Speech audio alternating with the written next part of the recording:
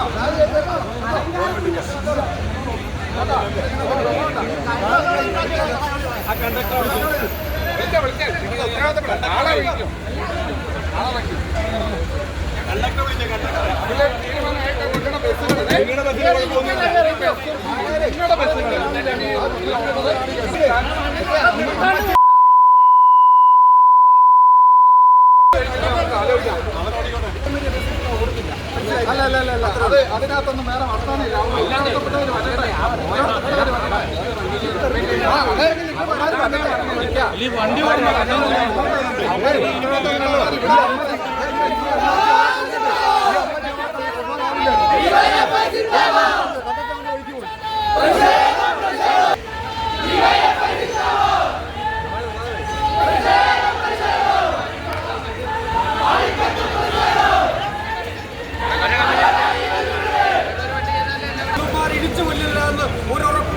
അതുകൊണ്ട് വികാരത്തിന്റെ, അഹങ്കാരത്തിന്റെ, ദാക്ഷ്യത്തിന്റെ പ്രതികൂലമായിട്ടുള്ള ഈ ആവേമരിയ ബസ്സുകാരനെ പാഠം പഠിപ്പിക്കുന്നവരെ ഡിവൈഎഫ്ഐയുടെ സമരത്തോടൊപ്പം ഈ നാട്ടിലെ മുഴുവൻ സഖാക്കളും, ഈ നാട്ടിലെ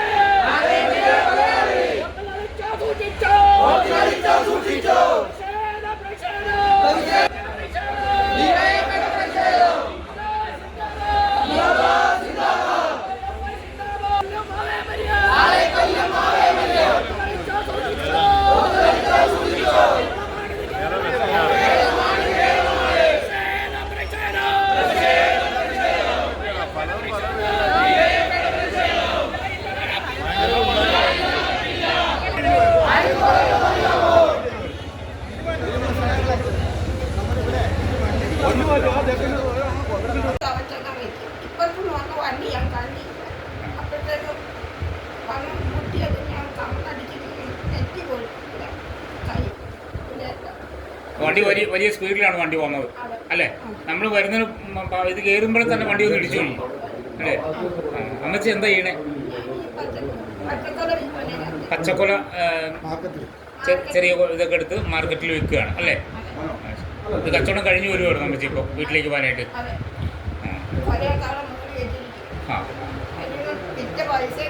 അതെല്ലാം പോയി, നഷ്ടപ്പെട്ടു